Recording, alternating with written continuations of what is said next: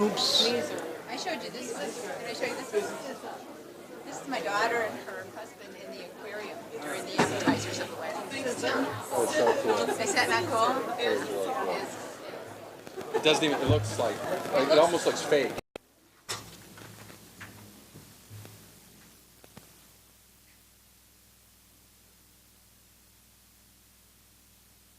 I pledge allegiance to the flag of the United States of America and to the republic for which it stands, one nation, under God, indivisible, with liberty and justice for all.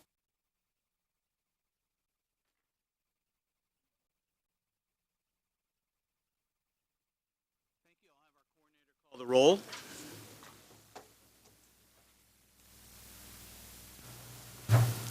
Ms. Jackson? Present.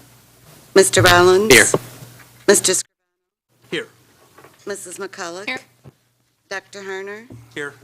Mr. Connor? Here. Mrs. Powers? Here. With 7 present, we have a quorum. Thank you.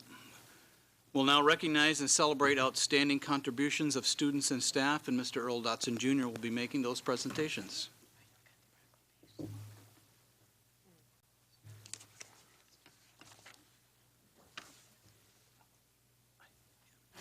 Good evening, and thank you. We got a room full of champions in here tonight.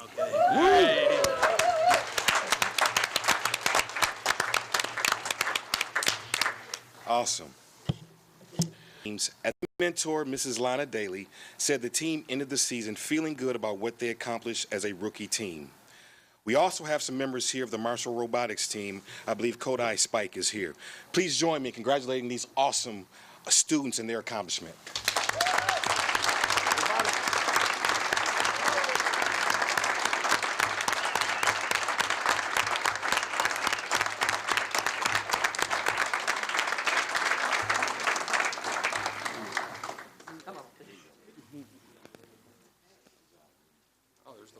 Yeah.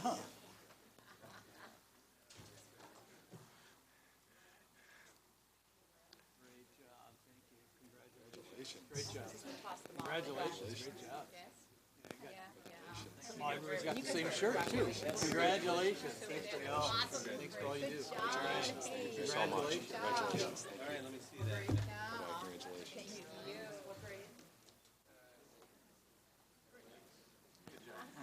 You have to see it in action, right? Oh, it stands for Knights in Service to STEM. Okay. Thank you. Excuse me, come on up here, Hughes. Come on up. I just figured since they brought something, we should at least know what it is. Go ahead. Somebody want to tell us what this is? Go ahead. Go ahead.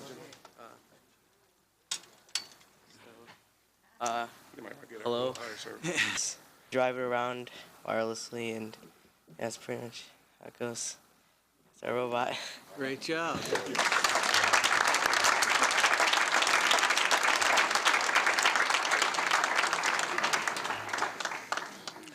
Next, we have the Auburn High School Scholastic Bowl team. They defeated Peoria Dunlap 400 to 240, Carbondale 390 to 310, and Palatine Freedman 430 to 270 in the preliminary rounds before beating Hinsdale Central 480 to 240 in the IHSA Championship final round. The Knights were the only team in the Class AA competition to earn 400 points or more against an opponent. The Auburn Knights are the IHSA Class AA state champions. Co-captains Evan Pandya and Cole Timmerwilk are the top 2 players in the state.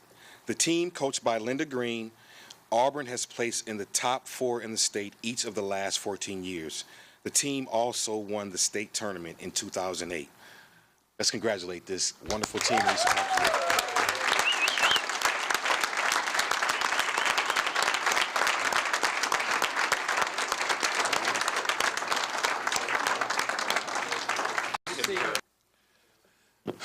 Next, I'm not sure if they're here, but East High School wrestler Jacob Heveland. Is Jacob here? Okay. But I'll still read his accomplishment. Jacob Heveland placed fourth in sectionals in February to qualify for the IHSA state tournament. Adam Wilkinson also went to state as an alternate. Their coach, Gene Lee, was named the Nick 10 Coach of the Year. Let's congratulate Jacob and the East High School wrestling team.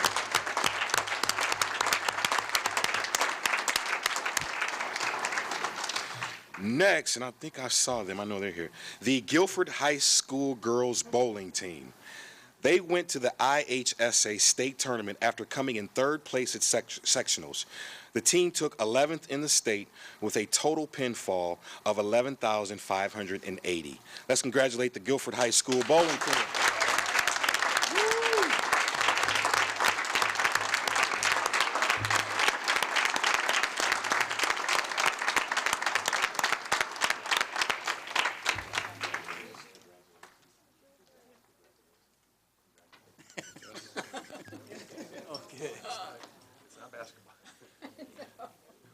They have, their parents are here, and their principal, Janice Hawkins, is also here. Janice, hello.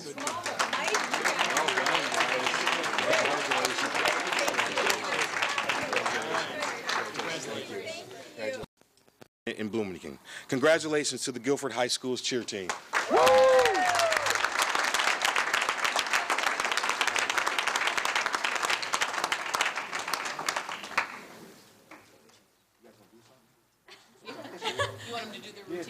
I think we need a demonstration. Way to go. Congratulations. You need a demonstration. Good job. Get in action. Congratulations. Very proud of you. Congratulations. Congratulations. Congratulations. Good job.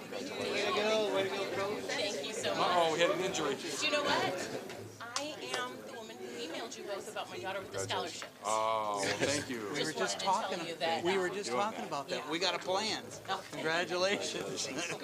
All right. Next, moving right along, let's get to Jefferson. And I'm not sure if they're here, but again, we want to recognize them anyway. Jefferson High School students Desiree Warren and Janetta Burks, okay, placed first and second at the regional poetry competition, which qualified them for the Illinois State Finals for the Poetry Out Loud National Resuscitation Contest in Springfield. Desiree finished in the top 5 in the state. Congratulations to these wonderful students. All right, we're almost done here. Next, we have Flynn. Flynn Middle School's Aiden Guttridge made it to the IESA state tournament in March. He won the preliminaries and the first round in his class before being defeated in the quarterfinals of the tournament. Aiden here? Congratulations. Aiden, all right.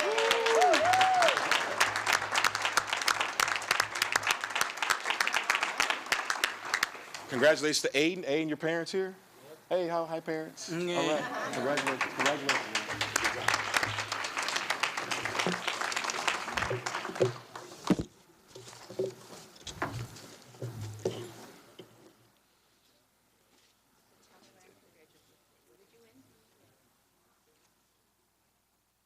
Oh, I didn't say. He competed in the. That's a good question. IESA State Wrestling Tournament. That's like a wrestler. Yeah. Congratulations.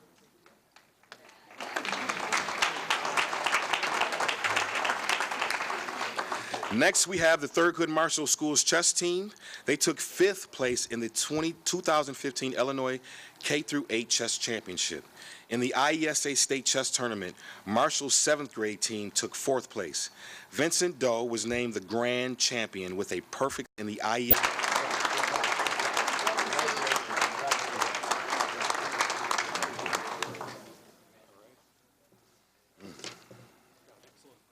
T-shirt on. All right, congratulations. Well done.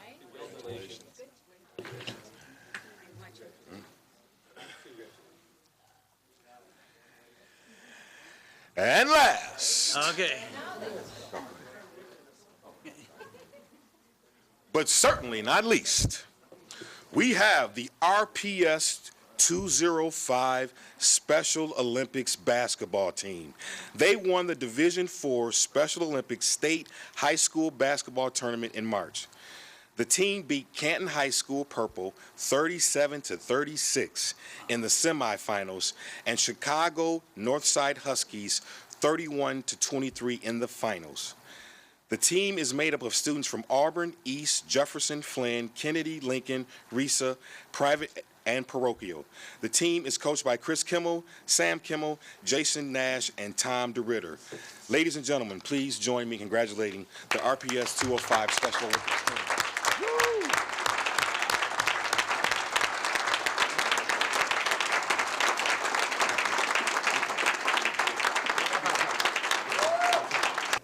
Great job, everybody.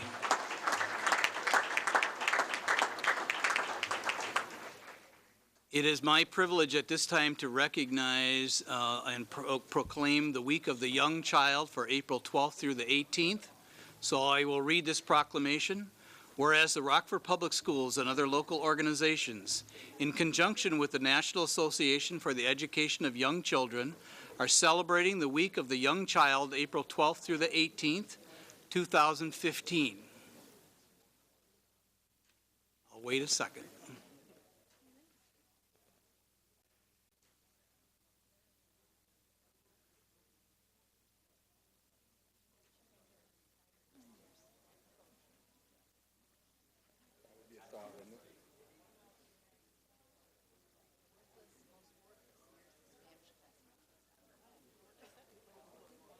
I know, I cleared the room.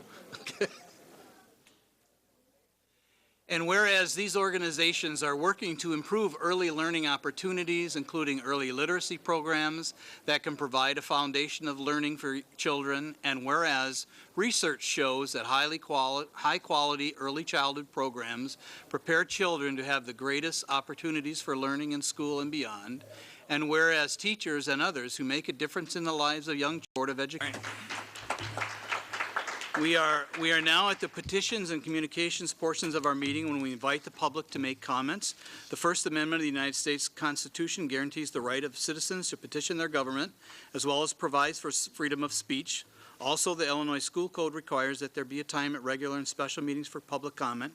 Thus, we are following those mandates during this petitions and communications portion of our agenda. According to Board Policy 2.230, the public comments portion of the meeting is limited to a total of 30 minutes. The board will not respond to comments at this time. If it is appropriate, you'll be contacted in a timely manner by staff in response to your questions. In order to allow sufficient time for the business of the board and to conduct our meeting in an efficient and effective manner, we are requesting that you comply with the guidelines that are posted, and each speaker will be allowed no more than 2 minutes.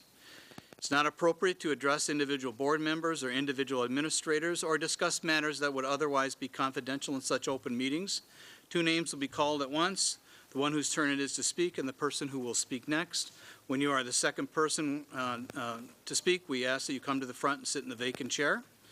I'll also remind you that we have the clock on the wall to help you with your 2 minutes. So we thank you for your interest and your cooperation with our guidelines. Our first speaker tonight is Reverend Anthony Greer, to be followed by L.C. Wilson.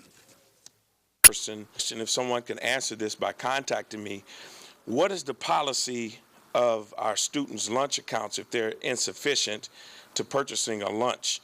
I received a phone call. There's an alarming rate of over 200 or 300 students that's receiving crackers and waters for lunch because their accounts are not meeting a standard to buy a lunch. We throw away pounds of food daily, and we cannot have enough compassion to feed these children. Our children are starving. That's not just black children. It's white, Hispanic, and every other ethnic group too. So I want to know if someone can give me the school policy for that, because if we're going to throw away food, we should be feeding our children that need nourishment. Some children don't even get a meal at home, so we're responsible. We should be responsible. If we're responsible for education and feeding them, we should be willing to feed them when they don't have money. Also, again, I'm waiting for our fearless leader to reach out with the African American group without giving us a 45-minute time limit, but instead give us a 2-hour window such as you have with other groups to discuss issues in the community. And my other concern is who would be the principals at West, East, in Auburn, or are we going to play musical chairs again? I'm hearing tell that possibly Mr. Hardy is coming back. Well, we got capable people that can handle these buildings, and we're not giving them an opportunity, and they are assistants. So that's telling me that we're not Gmail. Were white males. What if 45% of white males lived below the poverty line as opposed to 16% of black males? What if 2 out of 3 white males were projected to be involved in the penal system by 2020? What if the future prison population was determined by third-grade reading scores of white males? What if homicides was the leading cause of death among white males aged 15 to 34? Give what most black youth face from lack of opportunity to a lack of self-esteem, they have an uphill climb with little support. Yet despite these barriers, the community can work from the ground up to change what has become a reality for African American young people, especially boys. What would you all think would happen? Would it not be a state of emergency? Thank you.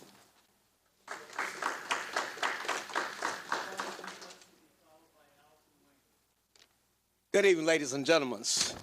What I want to speak about tonight, how to reduce the dropout rate in Rockford public schools. The Navy discovered in 1954 why young men drop out of school and join the Navy. They came up with 12 reasons why. And if you eliminate and you have physical and mental problems, 12 school climate issues, such as school size and attitudes of teachers, other students who was bullies, and peer pressure. And I know it'll work because my friend that was in Chicago when I used to teach, I don't know if any of y'all know Ani Dawkins, Paul Vallis, they know me very well. Thank you for allowing me to speak. Thank you. Allison Wang to be followed by Brandy Brown. Hello, everyone. So as far as I'm understanding, there was a budget crisis due to the Illinois House cutting funding by everything by about 2.25%. So in order to help compensate, the district will be eliminating 103 full-time positions at the end of the school year in order to save $7.4 million for fiscal 2016. And it's also a tiny bit funny because I remember last year in August, there were many concerns brought up about rushing contracts from 2017 to 2015 and whether we were truly prepared in order to make such a rush and without any huge budget cuts like what we're seeing right now. And during last board meeting, I spoke about the trip to Spain expenditures, and when I dug into it a little more, the district only received confirmation that only one person's travel will be reimbursed. Any add-ons will have to pay their own travel expenses, hotels, and meals. And as far as reimbursements go for that one person, Spain district. Schnell. I'm just really disappointed, and I hate to really bust your bubble with some of the presentations that was given earlier, but I know my children, I have 3 children that are attending Rockford Public Schools. I have 2 that attend Guilford High School and 1 that attends Auburn High School. And, 2 that attend Guilford High School, 1 that attends Eisenhower. And then I have nieces and nephews that attend Auburn High School. I do know for a fact that they don't receive the same type of treatment that these children receive that received awards. Really what you guys have created is apartheid at that school. The kids that need the attention the most that live in the neighborhood, I live right there on School Street. I see the children as they walk into school, and I hate to really bust your bubble, but you really need to visit Kennedy, visit Auburn, because the kids that need the type of so-called gifted teachers don't get to receive it, that live in that neighborhood. It is continued apartheid that you all create. You all keep the inferior education in the schools, and it's unacceptable. And I, as a mom, fight for that for my children at Guilford, because all my teachers, my children's teachers have diversity. Half of these schools are not making AYP. It's because of you all.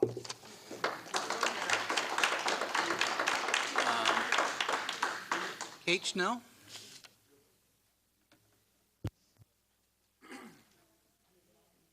Hi, winter's over. Last fall, I used to come here, and I was stunned at the number of, or lack of number of football players that actually got scholarships to four-year college. I compared it to Boylan. They got 11, we got 2 out of our entire district. And it wasn't the GPAs, it was the ACT scores. Well, I didn't have any data, but I do now. This is for the class that's graduating in 2015 and took the exams last spring. And this is over at Auburn. This is 103 of the gifted programs. Their average composite is 27 on the ACT. I broke it down further. Kappa, 38 kids, and we do know about them going back and forth. But anyway, their average composite is 18. The ROTC kids, 35, their composite average is 18. This is what I found. The 202 Gen Ed kids, their composite was 16. And the thing that was outstanding the most was their English score. Their average English score on the ACT, I have to know. I think it is wonderful what the kids at Washington and Marshall do. They're at 99%, both elementary and middle school. But 17% of Kennedy meets and exceeds, and who feeds them? Ellis, 16.5%. Lewis Lemon, 23%. Thank you, Kate. McIntosh, 28%. I'm sorry, Kate, your time's up. Thank you. I have solutions later in April. Okay, thank you. Are there any board member comments at this time? All right. Ms. Jackson. Not a comment, but we had one of our speakers who made a request to receive a policy, so I want to make sure that we get that to that speaker. It was on the... On the lunch thing? Yes. Yes, right. I wrote that on the card. Will do. Mr. Connor. Okay, congratulations to Jacob Higgins, who was one of 800 recipients of the National Achievement Scholarships for African Americans. Congratulations to Chen Lin of Auburn, who got a perfect 36 on his ACT. And congratulations to both West and East. This is their 75th year. They both opened in 1940. And on a personal note, my 2 parents were in the first class that went from 1940 to 1943 at East. So congratulations to the payroll. Is there a motion and a second to approve the consent items? So moved. Moved by Mr. Connor. Second. Second by Mr. Rollins. Are there any consent items that board members wish to have pulled for separate consideration? Ms. Jackson? 7E, Okay. 8A, B, 9A, and 9B. Okay. Any others? Okay. I'll have the coordinator then call the roll on the approval of consent items not pulled. Ms. Jackson? Yes. Mr. Rollins? Yes. Mr. Scrivano? Yes. Mrs. McCulloch? Dr. Herner? Yes. Mr. Connor? Yes. Mrs. Powers? Yes. The motion passes unanimously. And I'll take a motion and a second to approve item 7E, the contracts under 10,000. So moved. Moved by Mr. Connor. Second. Second by Dr. Harner. Any questions or discussion? Ms. Jackson. Yes, I have a couple. There's one, it looks like, for Donette Naylor, and I know that she works with us at our board retreats. Is this something old, or is this something new? It's dated 3/17/2015. So I don't know if that's the date of a check that was perhaps issued or we had. Because she's retired, and so for any ongoing services, so if you don't use her, you won't be paying out on the contract. And then my second question is about is it Skillage? Sickage, I'm sorry.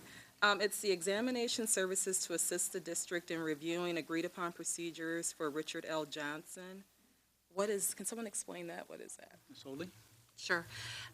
This is a vendor of the district, and we have a provision in the contracts with vendors that we can take a look at their books in the event of any irregularity. And so the vendor had not disclosed a relationship with the staff member as required, and one of their principals is receiving health insurance, and they've indicated contrary information as to whether or not they have health insurance, and so there is Sickage is looking into that to see if there's any misconduct. Okay, so out of this contract, will a report then come to the board on this issue, or? Yes. Any other questions? Now I'll have the coordinator call the roll on approval of item 7E, contracts under 10,000. Mr. Rollins, Jackson, School psychologist. So moved. Moved by Mr. Connor. Second. Second by Dr. Harner. Questions or discussion on certified school psychologists, and maybe Ms. Cyrus is? Mr. Malone's here. Oh, John. Okay, all right. So it's saying this is a recurring contract, actually both of them are, so can you speak to A and B? I can. What we're attempting to accomplish with the contract in 8A is to, actually, let me start a different way. We have a contracted psychologist currently who is a good match for our district, and we would like to offer her, and she would like to receive the offer for permanent or more permanent employment with the district. So the amount of money in the contract represents a permanent placement fee that we pay to that contracting agency. And then in the fiscal impact statement, in the executive summary, just the second sentence kind of highlights that we have an agreement with that employee. We're treating it as a cash advance that would be forgiven over the next 3 years, contingent upon her continued employment. Excuse me. So are you saying for the first one, so we're paying Sunbelt Staffing, sort of like a termination fee. This person worked for Sunbelt Staffing. Now we're going to employ them. Then under recurring contract, so I understand. It sounds like this is a termination fee. Right, well, that's the way it's being explained. Yes, you had approved the master agreement for Sunbelt, which set forth all the terms, including the fact that you would have to pay in the event that you chose to hire one of the staff members that had been placed. And so this, as whenever we bring a specific individual under that contract forward, so that's why it's a recurring. You've already approved all of the terms under it, but we wanted to make sure that you also had the ability to approve any specific events that occur under that contract. So you've approved a contract that includes a repayment or a payment clause in there in the event that we hire somebody, and now this is taking action on actually hiring somebody who had been placed in the district and have been performing satisfactorily. It's a hard-to-fill position. The piece that's in there as well is that we're requiring the employee then to make a commitment to the district to repay the sums that we're spending on that employee to obtain their employment from the temporary I know staffing. this is coming up later, but we really need to get a definition of recurring contract. I guess I'm still not making the connection of how this is a recurring contract. I mean, we're paying a termination fee.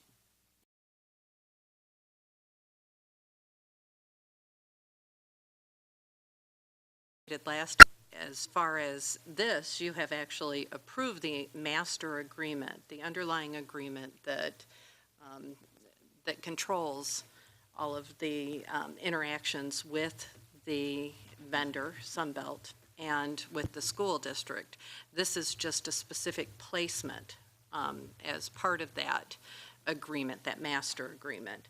So with or without board action, they could hire this individual, but what the commitment was made at the time of the master agreement is that everybody would be brought forward to the board for specific approval before placement or making any commitment with an individual. For that, Ms. Powers? So this person is still a contractor? They are not becoming a 205 employee? No, they are becoming a 205 employee. So we're going to offer a speech, so will we be seeing an employment contract for them that says for 3 years you agree to be our employee because we're doing this cash advance? I believe that was attached, but I.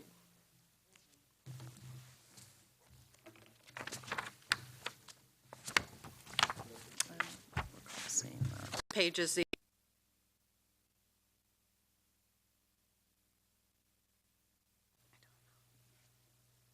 Mr. Scrivano? Yes. Mrs. McCulloch, Yes. Dr. Harner, Yes. Mr. Connor, Yes. Mrs. Powers, No. Ms. Jackson, No. Mr. Rollins. Yes.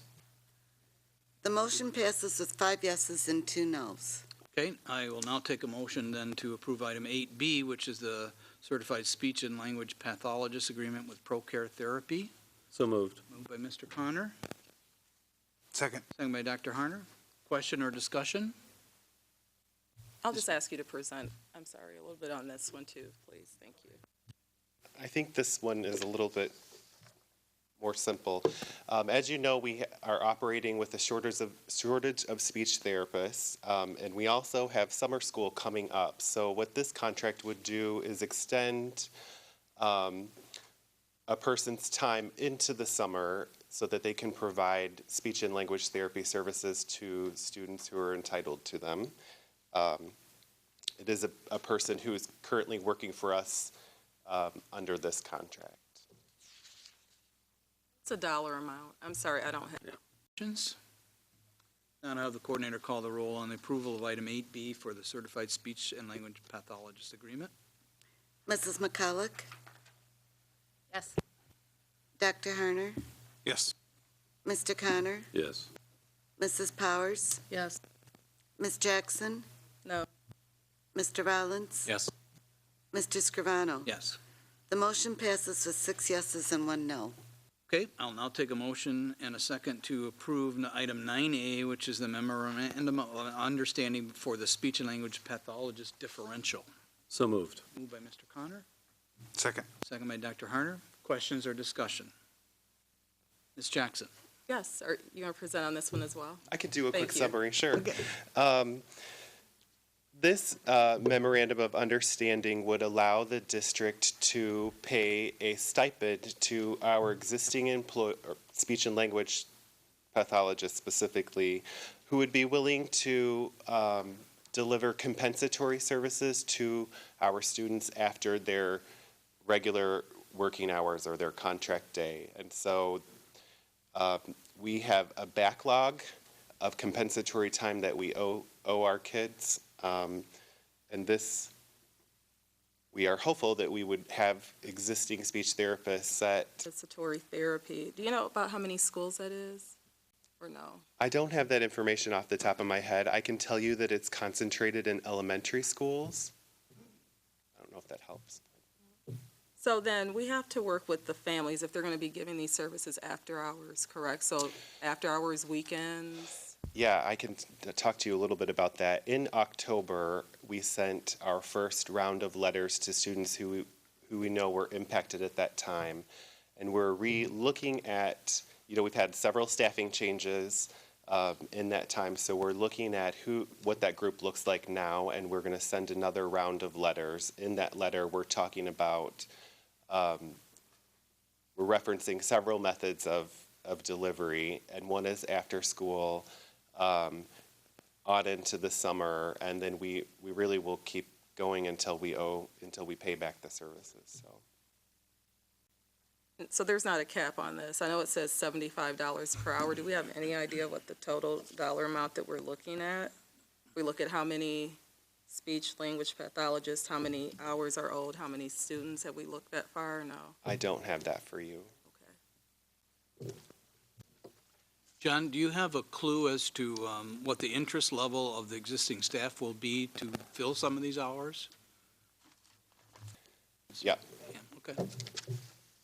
Okay, I'll have the coordinator then call the roll. I'm sorry? I have another question. Do you know why we didn't, I guess, use this approach sooner, or was there a reason? Because we've been giving out a lot of contracts, correct, for this? Is there a reason why perhaps we didn't go this route? You haven't, I would say it's not correct to say that you've approved contracts for this. You've approved contracts to fill our regular staffing. We've been in discussion with the REA for some time on this issue, and I think sometimes there's an order in which they like to solve their problems. So, I can tell you this is not a new conversation, so. Okay. The coordinator then call the roll on the approval of 9A. memorandum of understanding for speech and language pathology differential. Dr. Harner? Yes. Mr. Connor? Yes. Mrs. Powers? Yes. Ms. Jackson? No. Mr. Rollins? Yes. Mr. Scrivano? Abstain. Mrs. McCulloch? Yes. The motion passes with 5 yeses, 1 no, and 1 abstain. Okay, and I'll take a motion and a second to approve the item 9B, which is the Freedom of Information log. So moved. Mr. Connors moved. Second. Second by Dr. Harner. Any questions or discussion? 15 and 33115 Reuben Jones, WREX.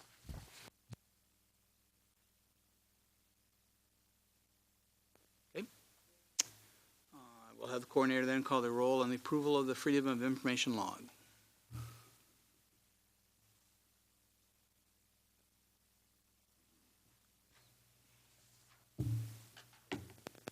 Mr. Connor? Yes. Mrs. Powers? Yes.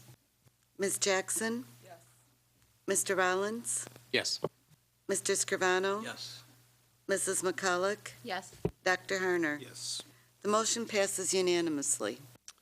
Okay, we are now at the closed session consent agenda items, including the closed session report of the HR organizational report and professional development report, and the following student discipline in which expelled or suspended students are prohibited from being on school grounds and school-sponsored activities without the prior written permission of the principal.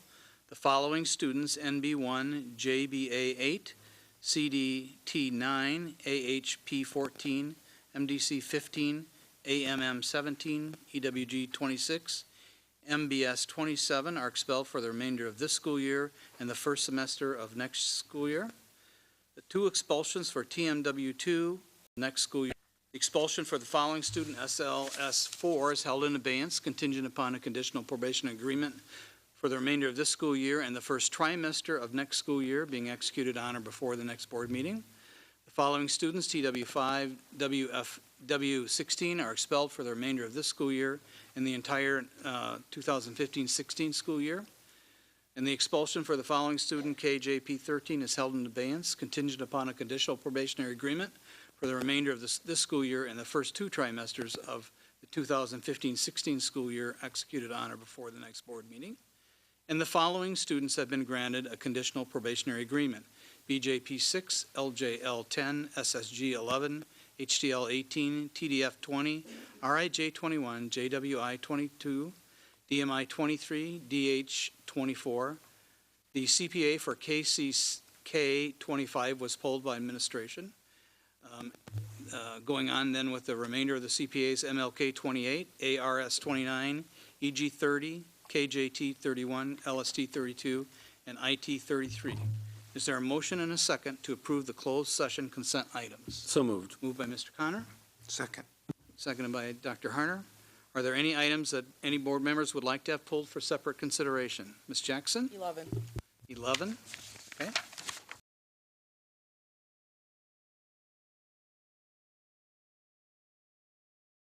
Call the roll on approve the items under student discipline listed under number 11. So moved. Moved by Mr. Connor, Second. second by Mr. Rollins. I'll have the coordinator then call the roll on the approval of the student discipline items listed under 11. Ms. Jackson? No. Mr. Rollins? Yes. Mr. Scrivano? Yes. Mrs. McCulloch? Yes. Dr. Harner? Yes. Mr. Connor? Yes. Mrs. Powers? Yes. The motion passes with 6 yeses and 1 no. Okay, thank you. Our next item on the agenda is the superintendent's report. Dr. Jarrett. Yes, I'd like to invite up our partners from Crusader Clinic to talk a little bit about our new Auburn campus. Dr. Eggers and your team, love to welcome you up. I'm going to have you push the red button there. Okay. Well, didn't light up yet.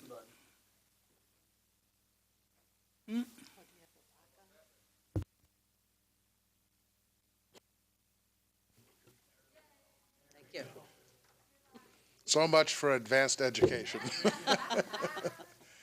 We'll be brief. We want to thank you for your support of the School-Based Health Center.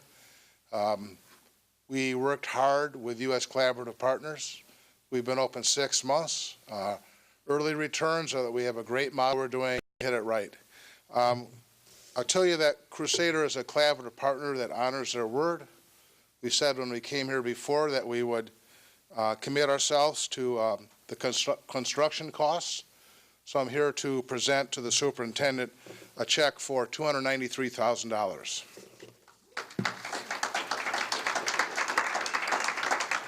And I must say, one is a true collaborative partner when you give a check for $293,000. So,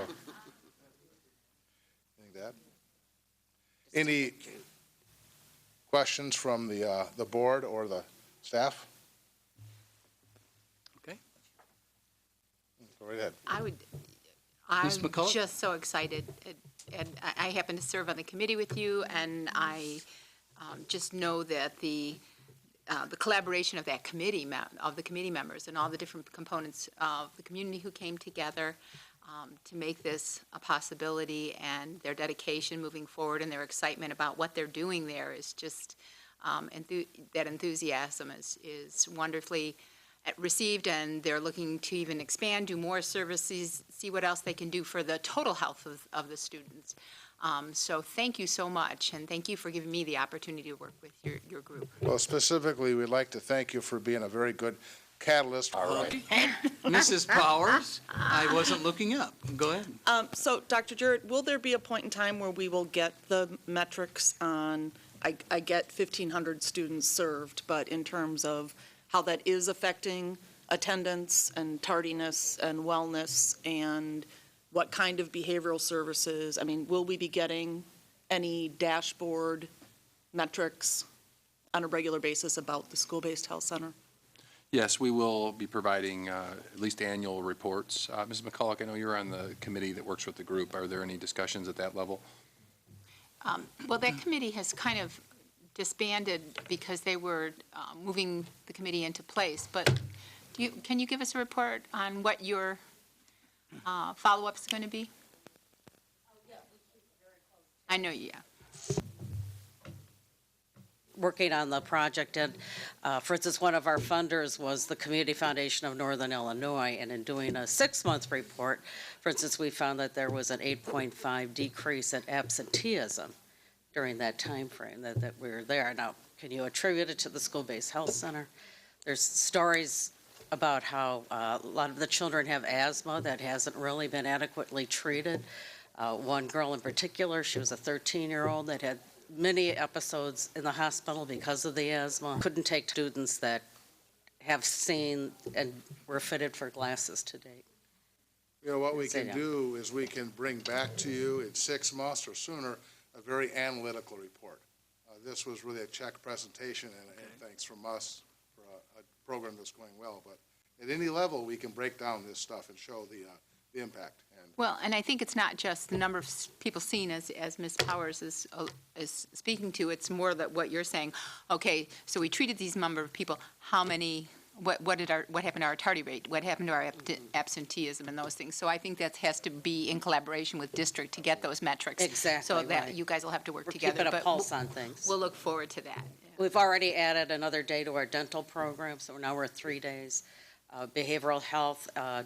Rosecrans added more FTE time, so we're growing as the need expands. Great. Okay, thank you very much. We greatly appreciate your partnership. Thank you, and we'll certainly report back to the board on a regular basis, I would say at least annually, on the progress. Okay. Now, the Education Committee report. Ms. McCullough? Education Committee met in this room last week on the 6th. And we had 3 items on our agenda. One of those was put on base, things in that wasn't completed. So we will be seeing that at the next board meeting and having a conversation about it. But we did move it forward so that they could get at least that finalized red line version to us so that we can have a conversation. Another item that we had a presentation on, there was no action, was an annual report on the counseling. By Ms. Tiffany Weatherly. We will not have somebody who's just in charge of counseling for the district next year, but she told us what she's done up to date. She talked about the fact that we have by REA contract, a 1 to 300 ratio. Currently, we have 29 high school counselors, 22 middle school counselors, and we have 1 for the SPED school. We have made a change at the high school this year. Previously, counselors were assigned by alpha. In other words, one counselor got A, B, C, D, and so forth. This year, we changed that all the counselors are serving an academy. They're each assigned to academy. There's been a little bit of difficulty with that change for students who started, for example, freshman and sophomore year with a counselor, and then their counselor changed now as a junior or even as a senior because they went into an academy and a different counselor was covering that academy. So for the next year or two, the expectation is that there'll still be a little bit of work developing ruling marks as guides to develop services in both academics and career. And there were 2 parts to that. There's a whole group of things like the foundation, the management, the delivery, accountability. But the second part that was really important, and we spent a little bit of time on, was talking about the evaluation process of the school counselors and the development of a set of points on which to evaluate those counselors using the Charlotte Danielson model to help the principals do that. So our third item that we had a conversation about, this one is on the new business, and it's on textbooks. We have had the same math program in our elementary schools for 20 years. The everyday math has been there for 20 years. So they decided to adopt a current, new updated or to purchase a new program. And so we were told about the process, which started last year in 2014. 61 teachers came together representing 27 buildings. They narrowed down the selection from 4 different programs to 2. Those 2 programs were piloted in by 107 teachers in those 27 schools. Throughout the piloting, there was evaluation being done. Teachers came together. There were 36 teachers who attended 3 meetings to review all the evaluations, and they narrowed it down to a single program. It's called Math Investigation Core here for our workbooks and any sort of manipulatives. They have worked out a deal on this one for $12 a year per student for 6 years. There was a lot of conversation. The total, by the way, on the cost of this new program for the district is $1,045,000. There are 2 other programs that we're also buying in there. One is for struggling students. It's called Math Navigation. And another one is called Math in Focus, and that was a program that was chosen for the students at the elementary students at Washington. They also piloted the math investigations as well as the Math in Focus, and they found that the Math in Focus has a little bit higher end for some students, whereas the Math in Focus was more, or I apologize, the Math Investigation was able to meet the needs of all the students in the district. So those were the items. Again, that'll be on our agenda. We don't meet again until May, and I'll update you on that at the next board meeting. That ends my report. Thank you. Question? A couple. What is the intended shelf life of the current math textbooks?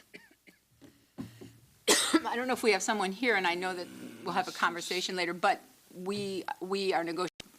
Throughout the entire 6 years. Correct. Yeah.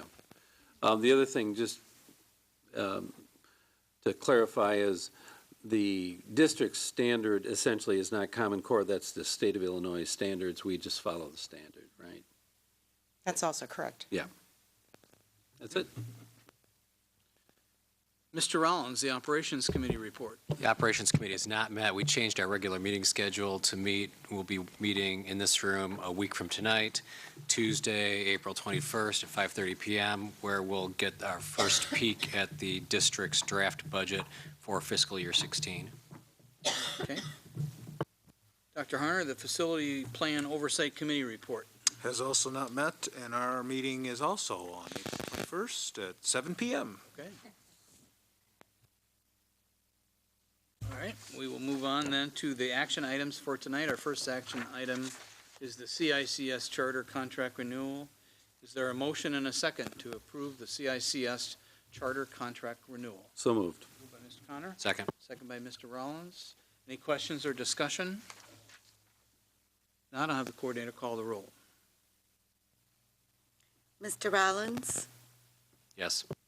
Mr. Scrivano, Yes. Mrs. McCulloch, Yes. Dr. Harner. Second, This was pulled at the last board meeting because we sent it back for revision. So Attorney Hoadley, I guess, can you highlight what revisions were made?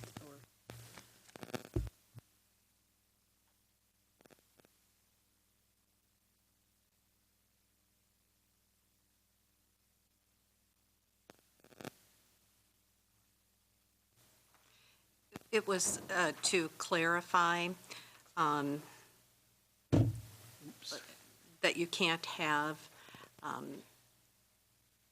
prohibited substances, because it's not just illegal, but prohibited substances that would impair you at work in your system. So that was the attempt to clarify. It's also to clarify that you also cannot have alcohol in your system. And then, and there are some specifics on it. So you can't have it on district property, and that would include district vehicles, or at a district-sponsored event or activity when supervising students. So, you know, there are various events such as the annual retirement dinner. That would not be included in something like that, because I know current staff may have a glass of wine or some other alcoholic beverage at such an event, so we wanted to make it in. Okay, I'll have the coordinator call the roll on the approval of Board Policy 5.50. Mr. Scrivano, Yes. Mrs. McCulloch, Yes. Dr. Harner. Yes. Mr. Connor, Yes. Mrs. Powers, Yes. Ms. Jackson.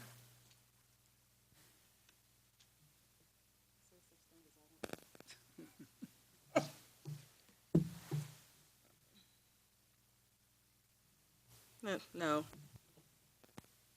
Mr. Rollins? Yes. The motion passes with 6 yeses and 1 no.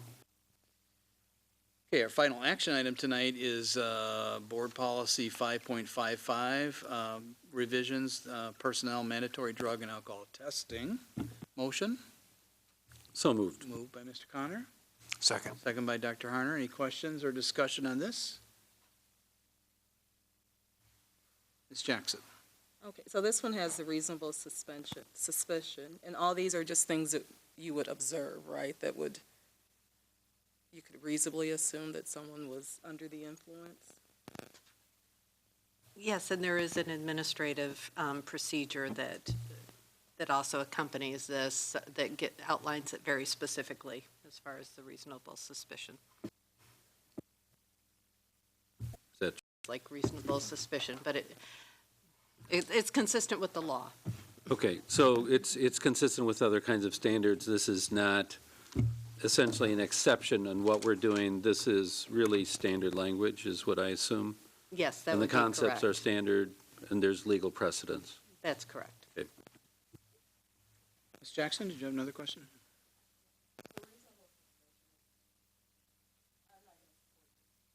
Because of that language, it's just, I don't know, so. Okay. The coordinator call the roll on the approval of Board Policy, the revisions for Board Policy 5.55. Mrs. McCulloch, Yes. Dr. Harner, Yes. Mr. Connor, Yes. Mrs. Powers, Yes. Ms. Jackson. No. Mr. Rollins, Yes. Mr. Scrivano. Yes. The motion passes with 6 yeses and 1 no. Thank you all. We're now on to new business, and our first item was pulled. That was the Teens in Transition. So the next item is the elementary math textbook and instructional materials adoption. Mrs. Fisher. Good evening.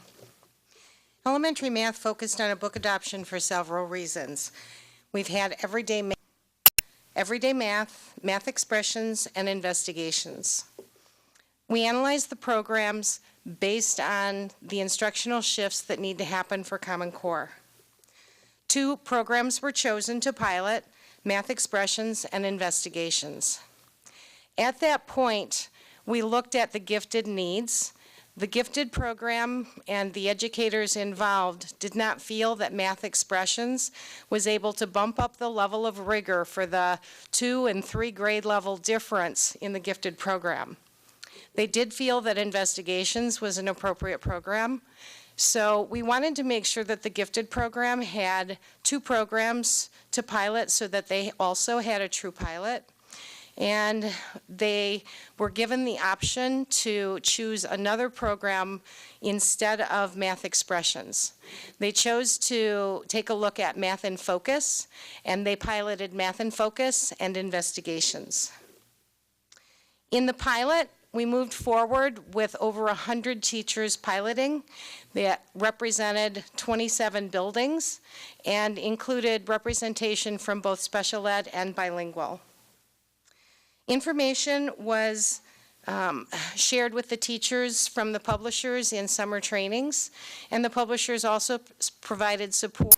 And throughout the entire process, we had over 130 teachers in the process. Information was shared with teachers and with parents via the websites, the teacher website and the parent website. We also had materials available to parents in pilot buildings so that they could take a look at the materials that their students were using.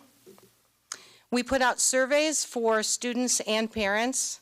We had 428 parents respond to the survey and 650 students respond to the surveys.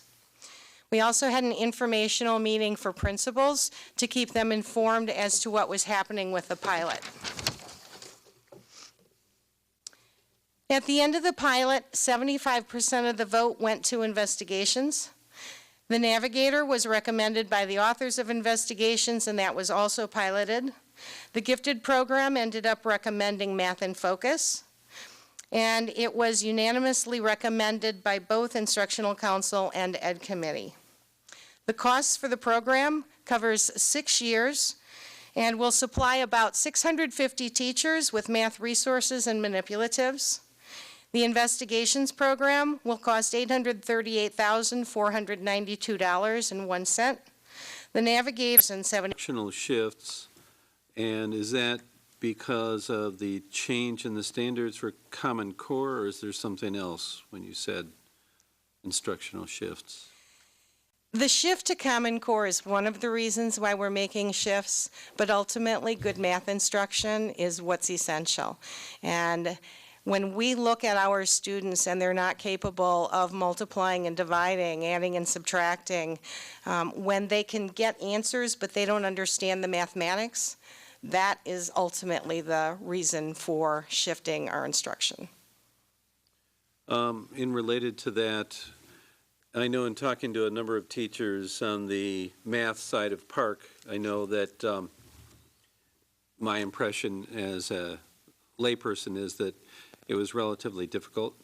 So would I assume that these new programs and the textbooks that support it not just aligns with Common Core, but will address either gaps or some of the things that students need to better prepare for Park? Absolutely. From what I have seen in over 3 decades of working with math education, I have seen teachers teaching how to get answers. And we need to move away from that and have teachers that are actually flip handling the level of rigor in the higher level math courses. When the colleges are telling us that the students coming out of the Rockford schools need to take the prerequisite math courses because they're not prepared, we have to change what we're doing. And the kinds of shifts that we're doing with Common Core have the potential to do that. We have put in place a strategy approach, which this program will support, for the basic facts. Our students have been pushed to memorize their basic facts. We don't have enough time in the classroom to allow our students the chance to memorize them, and they don't always get practiced at home. So what we're doing is we're giving them strategies where when the fact is not memorized, they've got a way to figure it out.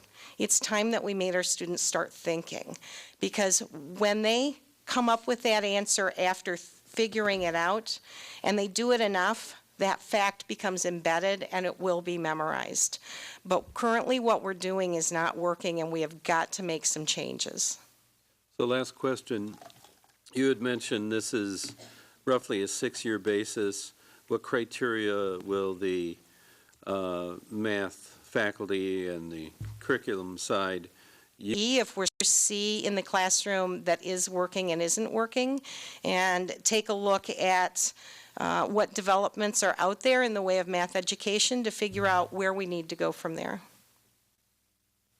So just so I'm clear, the criteria, I'm hearing a couple things.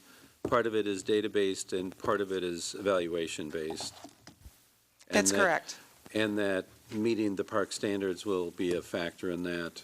All right. I just think the only comment is, this is a lot of money for these, well worth it. We want to do the best for our students. But I think it would be good, at least as we head towards a 6-year cycle, really of the kinds of specific criteria we're looking for to see in the results. And one thing I can imagine is, if I go back to our conversation as a board, I know that the superintendent does have some rather specific goals for improvement, and that some tests are essentially precursors to others. If you do well in 2nd grade, chances are you'll do better in 5th and so forth. So that's why I'm asking for some specific criteria. I think that it would both reinforce the objectives the superintendent also has, but it would help us in terms of what evaluation criteria you're going to be using, because this. But the summary also says that we'll order the materials in May. We should receive teacher material kits for teachers before they leave in June. So could somebody explain to me how that works? We're paying for this out of next year's budget. When you order a program for a district this size, the company will often give certain materials free and then charge you for other materials. The teacher materials are usually the free materials. So what we're looking at is, we want to make sure that the teachers have a chance to hold the materials in their hands and become familiar with them over the summer. We're asking for the free materials to arrive so that we can hopefully have them in the teachers' hands by the end of the school year, so that they can take them home and prepare for next year. The paid-for materials would be after a PO has been cut. Okay, thanks. Ms. Jackson? I have a question. May you explain why the sustainability costs for Washington are double that of the other schools, I guess? Is it just because it's gifted, or are they getting more materials, or? When we took a look at the materials, the manipulatives that were needed for the investigations program, we have quite a few materials already in the district. We did not want to need programs. Other questions? I think I understand what you're asking. Because Pearson was cutting a deal for such a large amount, they could adjust cost accordingly. Because it's one school, the company's going to ask for a higher cost per year. Does that answer? And then I have other questions. So this is a 6-year digital contract, 1-year print. So students have digital access to these materials as well. So are there actually textbooks that students will get that they can take home? The print materials are the textbooks that students would have the option to take home. In the past, the district has always purchased the student workbooks the first year of an adoption for elementary math. The years after that, it's always the building's fiscal responsibility. So we're putting the hard copy materials in the students' hands the first year, and then the workbooks would be replaced by the buildings any years after that. So option to take home means they will get a book. Are you saying it's up to them whether they take it home, or is there a set of books just for the classroom? How does it work? I think what you're asking, is there a hard textbook? Yes. Okay. Even with everyday math, there wasn't a hard textbook. Everything's done through teacher materials and then the student's book or consumable workbook is what they do in class. Sometimes they'll have resources where you make copies for homework to go home with kids. So I think that might be what you're asking. It is. Okay. Thank you.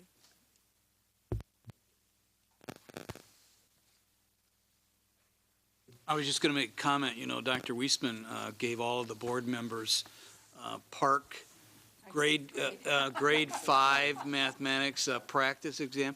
We did not have to turn these back in. That's what I was going to ask. I didn't get any of them back. Math was absolutely my best subject.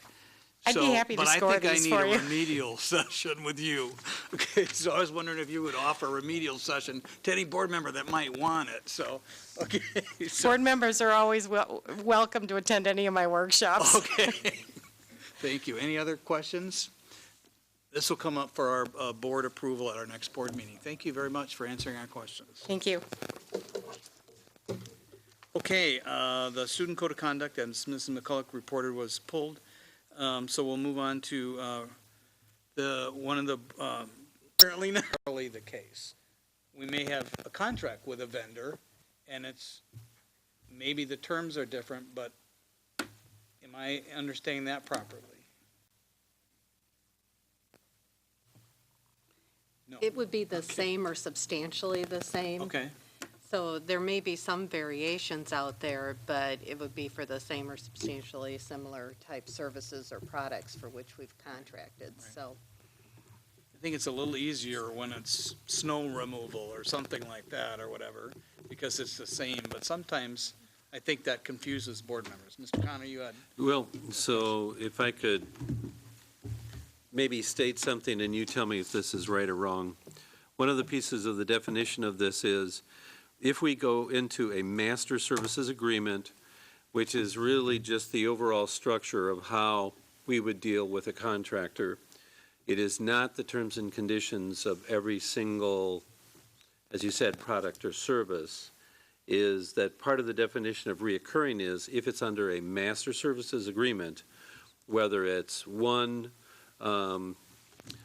delivery or 100, each one of those 100 deliveries, because it's under the MSA or Master Services Agreement, are treated as recurring contracts. Is that the concept? It all to pay for that individual, or if we brought them on as a regular employee with the district, it outlined the amount we would pay for that individual. But what commitment that administration had made to the board is that they would bring each individual forward under that contract. So the terms are already under the master agreement, and how we reach out and ask for somebody to be placed in the district is also outlined in that agreement. So I don't want to answer too broadly your question as far as master agreements, because without knowing what specific master agreement is at issue. Generally, though, a master agreement covers the broader terms, and then when you reach out to, and you fulfill those obligations under that contract, you don't need another contract unless it's, I don't know. Yep, okay. So since I'm our local nerd, I'm going to ask you how I would use this in the real world. So typically with a master services agreement, I set up what I would consider the scope. And I'll give an education example. If I had an MSA with somebody for special ed services, the master services agreement might enumerate the kinds of services that somebody could offer.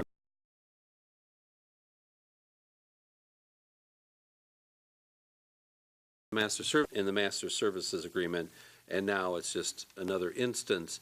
But then if I said, hey, create a curriculum for me, because that was not in the master services agreement, that would not be a reoccurring contract because I didn't have it in the original as a kind of service or product that they could deliver. Do I understand that? That would be correct. Wow. I was correct on something I had no clue. I'm just, all right. My wife will be amazed. I'm amazed. All right. Mr. Rollins, you were next. Yeah, I guess I'd like to back up. So we've had this the whole time I've been on the board, but where is this found? Is there a written policy? There is a policy about recurring contracts? It is under the setting of board agendas, and I'm only hesitating right now, Mr. Rollins, because I know we revised it, but I can't, and before it used to have the set agenda items that would be on the agenda, and I'm trying to recall in my mind if we took all of those out and just left it where the board president would set the agenda. That's why I'm hesitating, because it used to have the form agenda on there in the order that they would be presented in. So it's part of the board policy, you think, or you're thinking it might be part of the board policy on setting the board agendas? It defines. And so on occasion, it comes to, the issue rises to me to ask whether or not this would meet the definition. Okay, so like one of the contracts that I think we asked a question about last time, my recollection is it was a situation where we hired somebody to do something, fairly short-term contract. They did whatever they were going to do, and then they were going to do the same thing again for us this year. But like there's no continuity of services. It's a completely new episode of services, but it came to us as a recurring contract. So is that the understanding that anytime somebody provides us services, from then on, if we ever use them again, or if we use them in consecutive years for pretty much the same thing, that's a recurring contract and it will come to us under that consent agenda recurring contract? There is no hard, fast rule as far as if you wait a certain amount of time. But that isn't the way that it's been implemented. So the one that came to you last board meeting, you'd actually approved as part of a grant at the beginning of the year. So the services and everything were part of the grant acceptance. The actual contract, then the board meeting. Okay, I guess my suggestion would be that we try to come up with some set of criteria. Maybe it's impossible. Maybe it's always going to be I know it when I see it sort of thing. But I think we all can in one time or another have kind of scratched our heads about something that's come before us on a recurring contract basis. So I think it would be nice if we could have some. To being a new business item, is that a contract? I mean, that's a contract that we're entering into with the REA. So if you could kind of cover that as well, I'm not sure, because we already have a contract and we're just adding something to it. That's why we call it a consent, or, that it's a recurring or part of a consent, but yet it's a whole new agreement that we're doing. We had one a couple meetings ago, also another MOU, and the same question came up. So part of the outline, if you would consider that. All right, we'll make sure we do that as well. Just as far as general has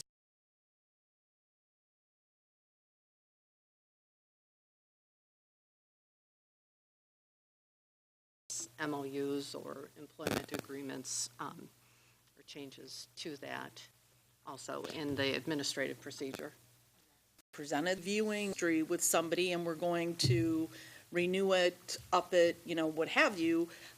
I would like to see historical data of this is what this person or this entity has done for us before, this is how they performed, they came in on budget, on time, or what have you. When it's more of a service-related item, I think it just helps contracts. Idea brought, but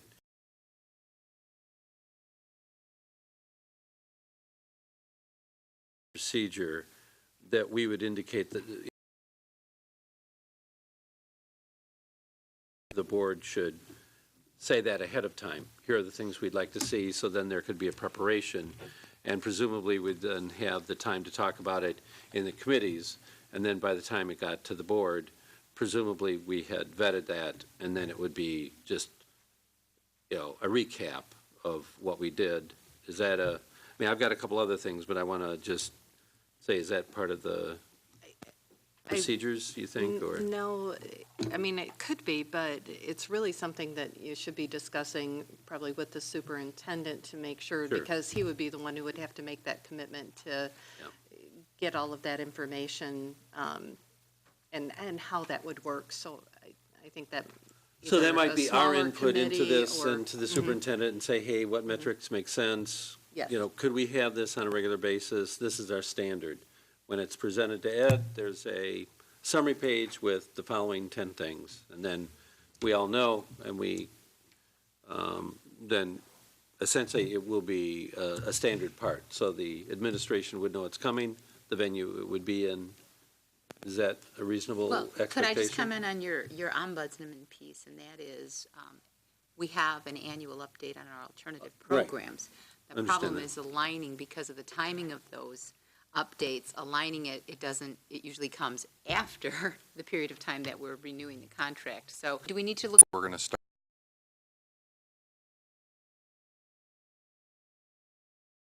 planning process, and I think the discussion of what we measure should start there. And then from that, I think we need to have a conversation about the role of what gets presented at committee and what format, what the expectation is when we present contracts. I think those are all things the board needs to weigh in on. Okay, that makes sense. So 2 other questions. On the recurring contracts, if I heard Mr. Allen's question correctly, it sounds like there's an element of interpretation. Is that correct, on what fits recurring? Or is it, so in other words, it's a judgment factor on the fact that this is reoccurring. Would that be a correct assumption? Yes. Okay. So then maybe part of it, and I think that from my point of view, if there's general guidelines on the interpretation, we should be able to articulate that to the point earlier.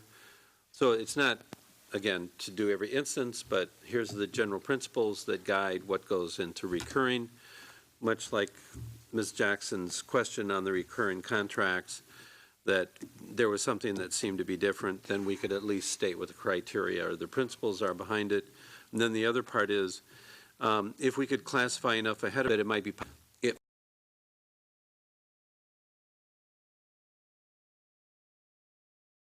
that would be my understanding.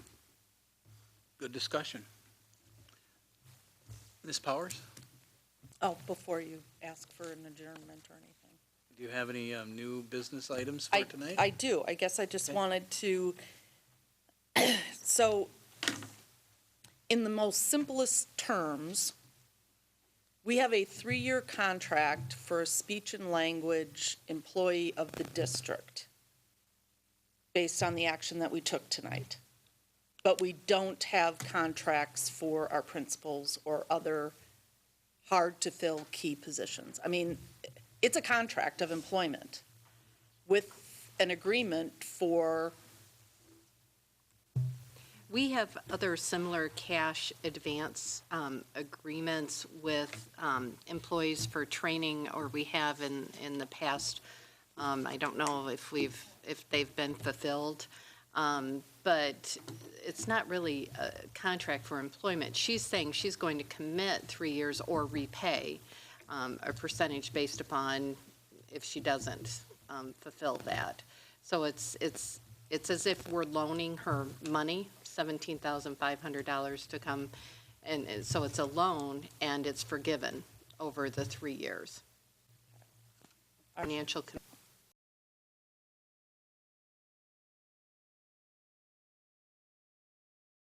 board meeting, and they're part of the minutes.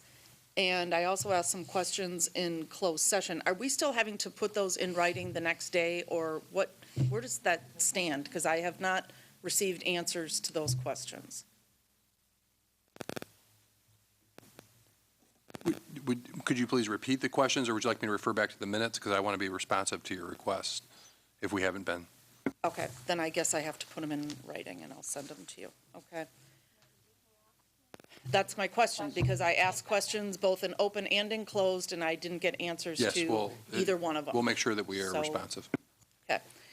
My other question is, can somebody report to us if at all the closing of Easter seals affects the district, since Governor Rauner has done what he has done and Easter seals is closed? What students, how many students does that affect us? That's the TAP program. And how, what are we doing to service them now? And then I guess the other thing is, when how were board members notified that those two items were pulled tonight? I never received notice, so I've just spent a crap ton of time that I don't I know. have It's a good on point, yeah. the code of conduct. And so when In a things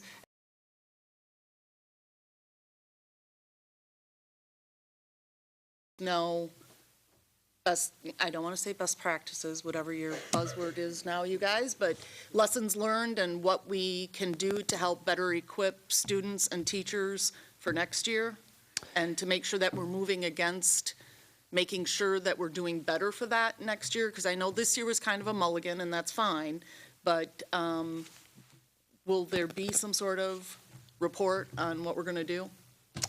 Yes, there will be. In fact, Mr. Connor has been making sure that I'm working on this now. He and I went over a draft of kind of based on the first round things that he felt and I felt the board would need to know about Park after the first round, and the second round is coming up here soon.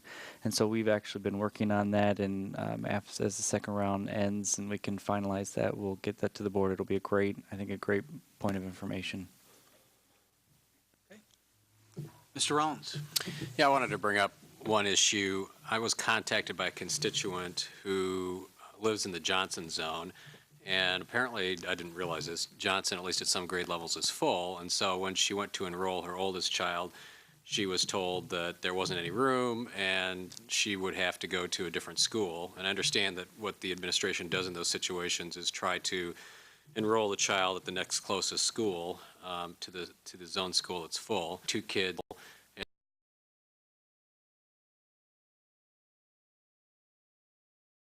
It's a fairly limited exception.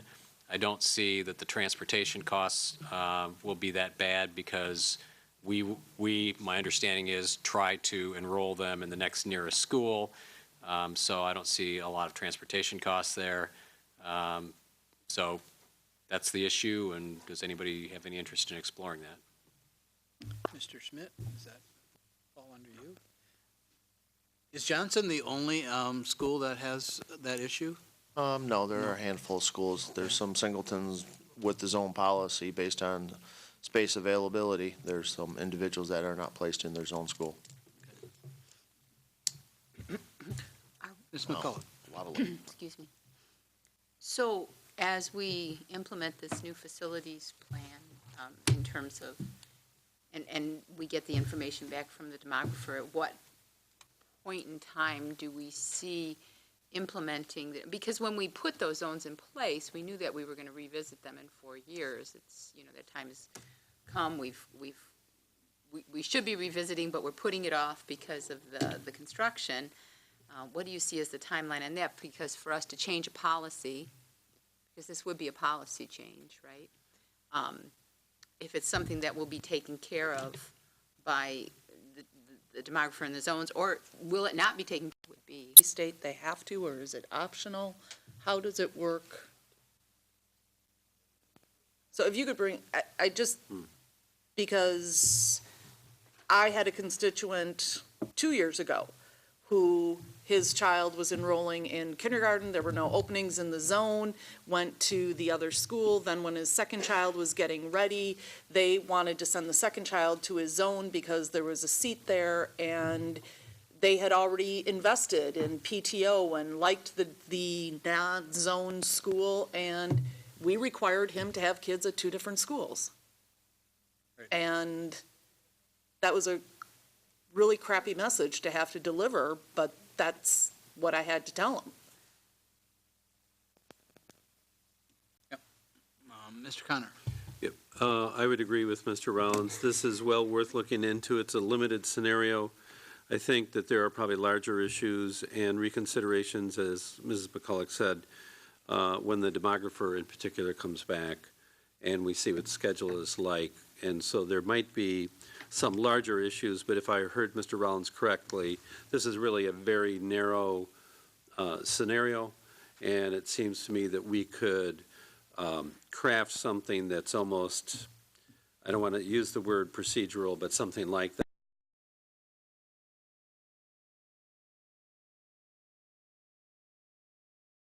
Another scenario that has to be captured in here. What happens to somebody I mean, if that's what we're looking for is continuity. And I think that when you bring forward any sort of recommendations, they would have to come with the metrics. How many, how many families, how many people, how many schools that we're looking at? What is the scope of this? There are other instances when families are split. Another one would be when there's a disability of one of the children that cannot be accommodated at their zone school. So there are other instances, and I guess I would want some clarity as far as how far-reaching do you want this to go? I would agree. I think that, we don't, that wouldn't, to me, would not, that would be an exception. Yeah, I think that's why I suggested that we have a broader topic, and I don't hear Mr. Rollins bringing that up. I hear it being more corrective. I don't want to put words in his mouth, but it seems like there's a, if I understood the tenor of what he was saying is that if we can put it this way, we essentially caused the situation, and there might be a remediation in that very specific scenario.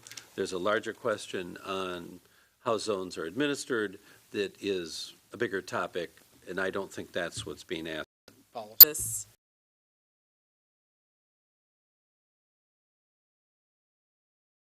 issue and many others, so.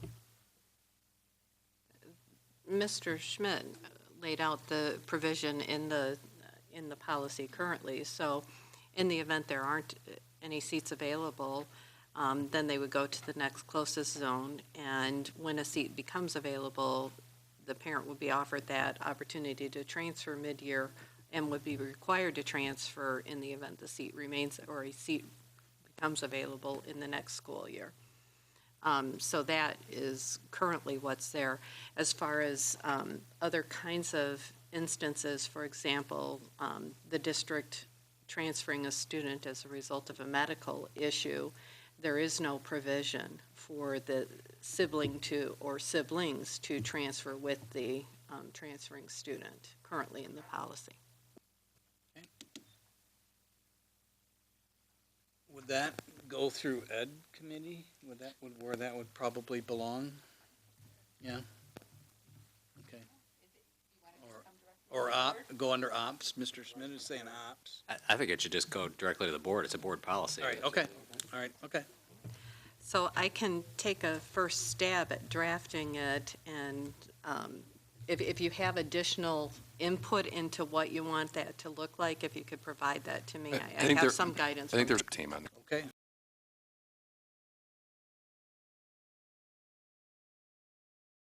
Stand and clear. Okay. Ms. Jackson, another comment? I'm sorry. Okay. Any other new business or agenda items? Not, I'll take a motion So to moved. adjourn in a second. All those in favor say aye. Opposed, same sign. We are adjourned at 9:13. Our next board meeting is Saturday,